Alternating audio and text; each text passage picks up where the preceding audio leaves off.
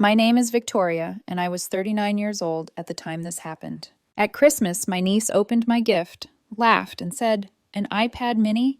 That's all I get." She threw it at me. I stood up calmly, collected every gift I'd brought, 16 wrapped boxes, and loaded them back into my car. Dad yelled, "Don't be dramatic." I replied, "I'm not, but tomorrow at 9 a.m., I'm updating the mortgage auto pay." He went silent. That morning, I had been standing in my parents' living room, holding a mug of lukewarm coffee, when my niece ripped open my gift, stared at it for half a second, and then laughed like I'd handed her a used sock. She lifted the box so everyone could see. "An iPad mini," she said loud and clear. "That's all I get." Before I could even process the words, she tossed it straight at my chest. It wasn't hard enough to hurt, but it was hard enough to make a point. The room burst into that uncomfortable kind of laughter, the kind people use when they don't want to admit something ugly just happened. My son Ethan was sitting cross-legged on the rug near the tree. He flinched like the iPad had hit him instead of me. Ethan was 8, quiet, polite, the kind of kid who says "excuse me" if he needs to walk past you.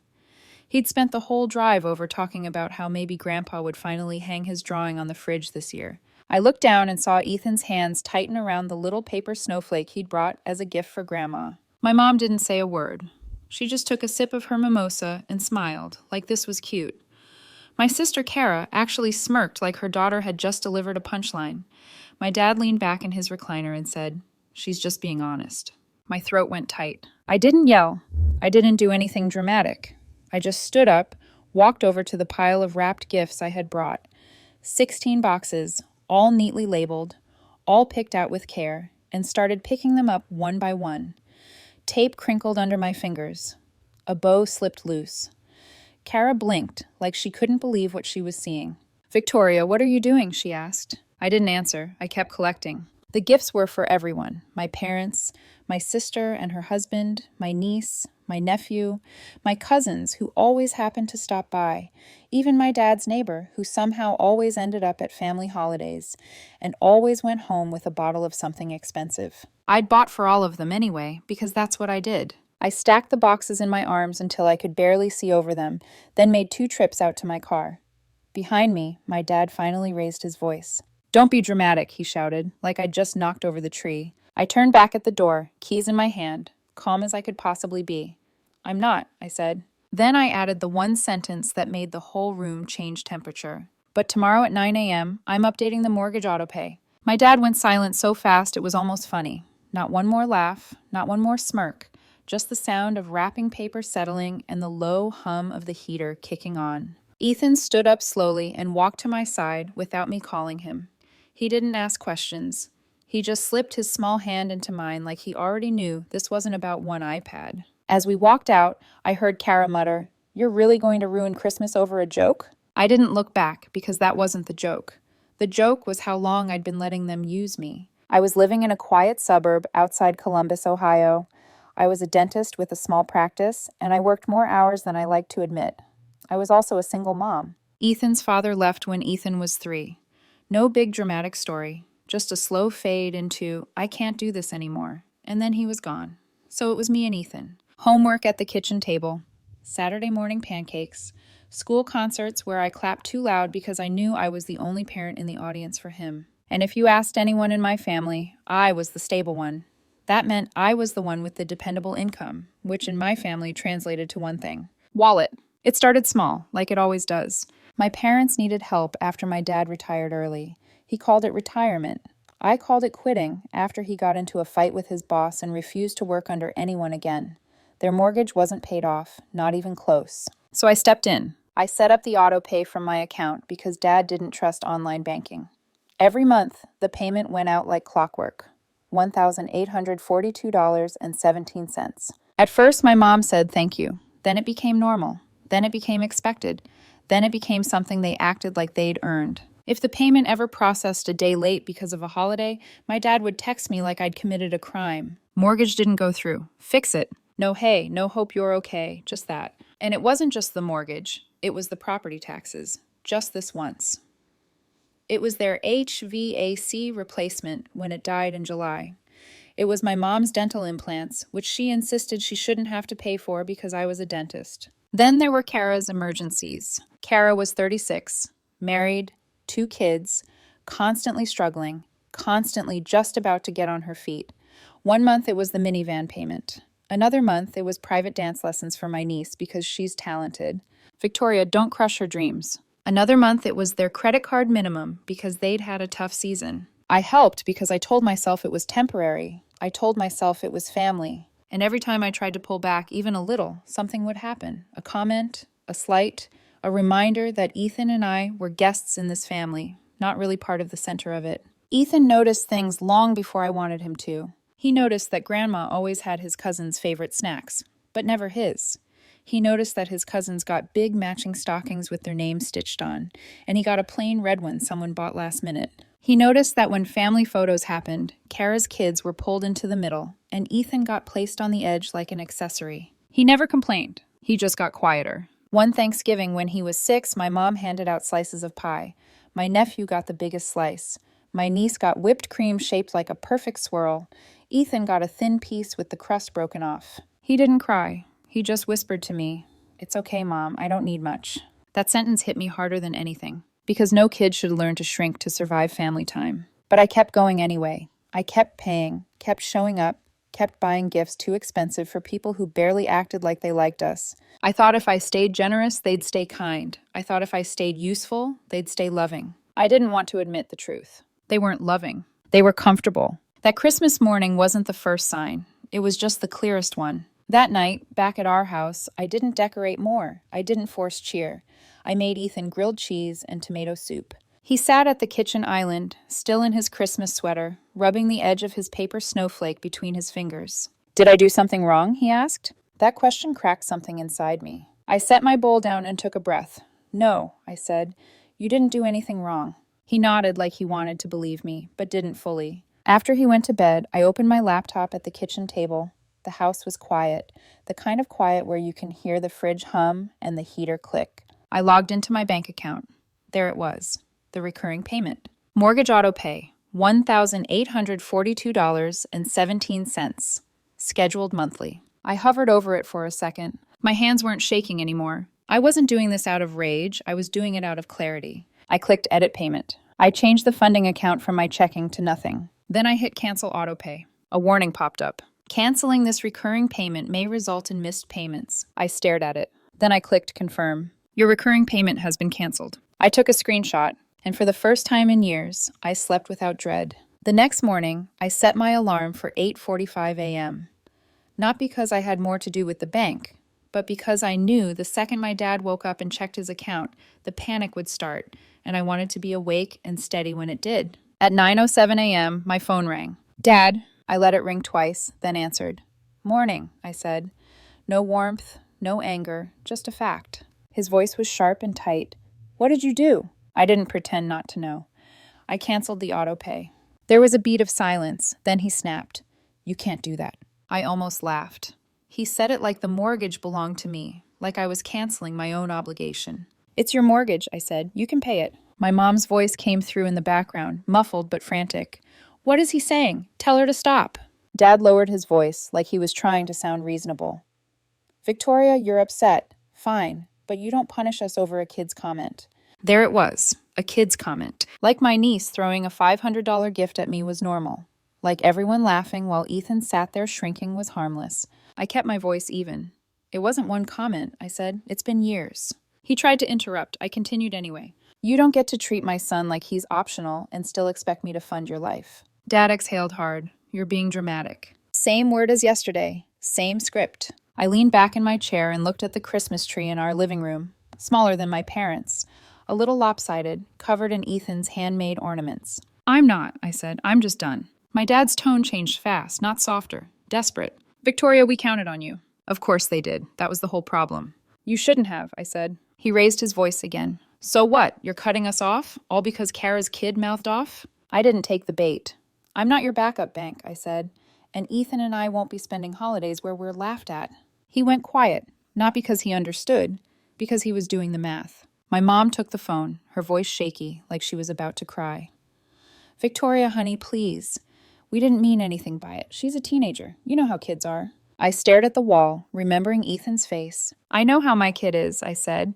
He's kind, he's quiet, he tries hard, and you all make him feel small. She sniffed. So what do we do? That question almost made me laugh because it wasn't, how do we fix what we did to Ethan? It was, how do we fix the money problem? You figure it out, I said. Then, because I still wasn't cruel, I added, I'm not blocking you, I'm not screaming, but the money is done. That's the boundary. My mom whispered, this is going to ruin the family. I swallowed. No, I said. You did that. I'm just not paying for it anymore. Then I ended the call. The fallout came in waves. First, it was Dad calling over and over, like if he called enough times, I'd fold. Then it was Kara texting paragraphs. You embarrassed my daughter. She didn't mean it like that. You're acting like some hero. Mom is crying. Then the guilt trips got more specific. Victoria, do you know what happens if Dad misses the mortgage? They could lose the house. I stared at that message for a long time, because I did know. I'd known for years. That was why I'd kept paying, why I'd let them use me. But then I looked at Ethan, sitting on the floor, building a Lego set, humming to himself, finally relaxed because we weren't driving to someone else's house to be tolerated. And I realized something simple. If my parents lost the house, it wouldn't be because I stopped paying. It would be because they built their whole life around assuming I always would. That wasn't my emergency anymore. Kara showed up at my office 2 days later. Not for a dental appointment, just storming into my waiting room like she owned the place. My receptionist's eyes went wide. It's fine, I said, standing up. I walked Kara into my private office and closed the door. She didn't sit, she crossed her arms. So you're really doing this? Yes, I said. Her voice cracked, not from sadness, from anger. You're punishing Mom and Dad because my daughter didn't like a gift. I blinked slowly.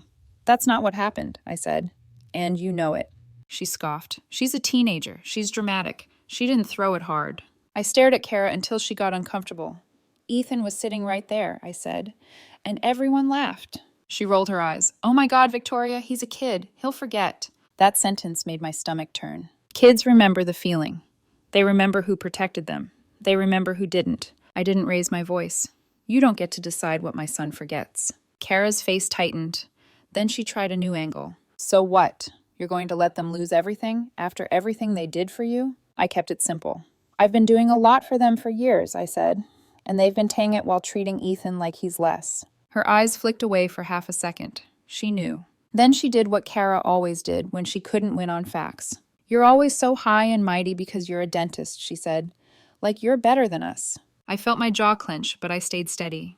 I don't think I'm better, I said. I think my son deserves better. Kara opened her mouth, shut it, then said the quiet part out loud. So what am I supposed to do when I need help? There it was. Not, I'm sorry, not Ethan was hurt. Just money. You budget, I said. You figure it out like every other adult. Her face went red. You're unbelievable. I walked to the door and opened it. I'm not arguing, I said. This conversation is over. She stood there like she expected me to chase her. I didn't. After she left, my receptionist whispered, Are you okay? I am, I said. For the first time in a long time, I meant it. The next week was a flood of messages. Dad left a voicemail, stiff and offended. You don't do this to your parents. Mom left one softer, but still wrong. We're family.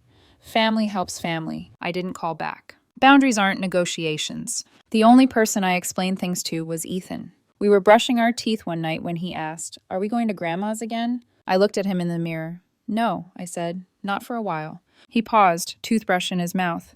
Did they not want us there? My throat tightened, but I didn't lie. Sometimes people don't know how to be kind, I said. And I'm not going to put you in places that make you feel bad. He swallowed, then nodded. Okay, he said. Can we do Christmas at home next year, with pancakes? I smiled. With pancakes, I promised. In January, the consequences got real for them. Dad missed the first payment. Not because he couldn't scrape together anything, because he thought I'd panic and fix it. Instead, he got a late notice. Then another. Then he called again, his voice shaking with anger. You're really going to let this happen? You're really going to let your own mortgage happen, I corrected. He cursed under his breath. Then came the next level of manipulation. My aunt called to mediate. Your parents are stressed, she said. Your dad's blood pressure. I'm not discussing their health as a bargaining chip, I said gently. She huffed. You know they love you. Love doesn't look like humiliating my kid and expecting me to keep funding them, I said. She went quiet. So you're really cutting them off? Yes, I said. She sighed like I disappointed her. I hope you can live with yourself. I looked at Ethan across the room, peaceful. I can, I said.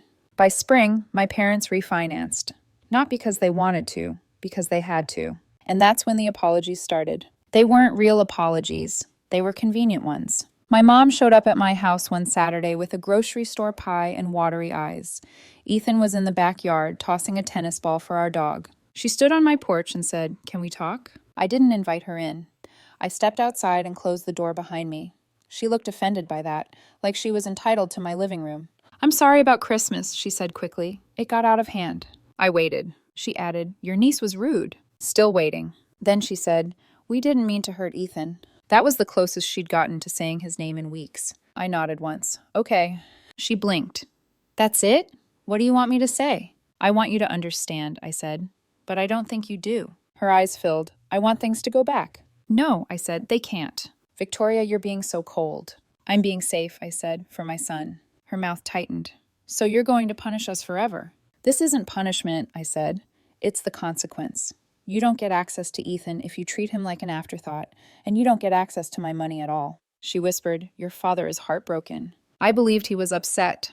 I didn't believe he was heartbroken for the right reasons. "I won't fund a family my kid isn't part of," I said. She stared at me for a long moment. Then she looked past me toward the backyard, where Ethan was laughing because the dog had stolen his glove. For the first time, I saw something flicker across her face.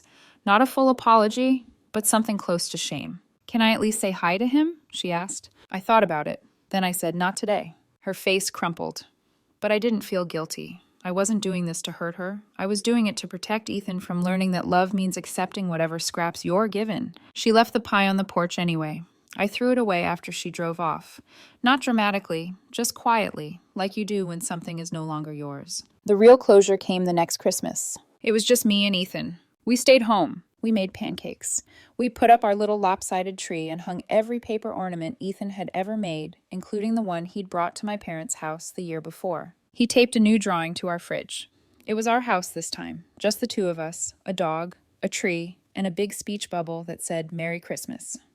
No grandparents, no cousins, no forced smiles. Later that afternoon, my cousin Leah stopped by with her teenage son.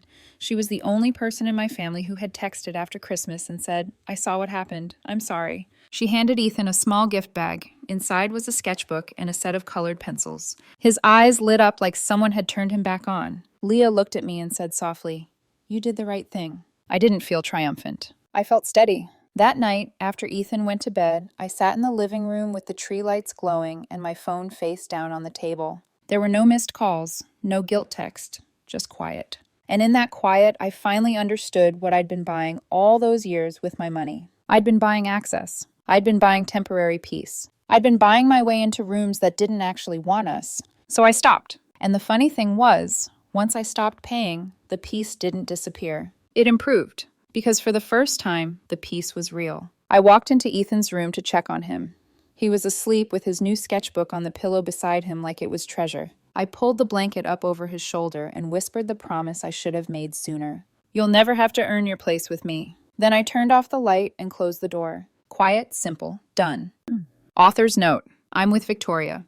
Not because a gift was rejected, but because her son watched a room treat disrespect as entertainment and call it honesty. A parent's first job is safety, and that includes emotional safety. When support turns into entitlement, it stops being care and becomes a demand. The lesson is simple. Generosity needs boundaries, or it trains people to take and trains kids to stay quiet to survive. Victoria stayed calm, ended the open-ended money pipeline, and chose a peaceful home for Ethan. Takeaways. Keep financial help separate from daily banking.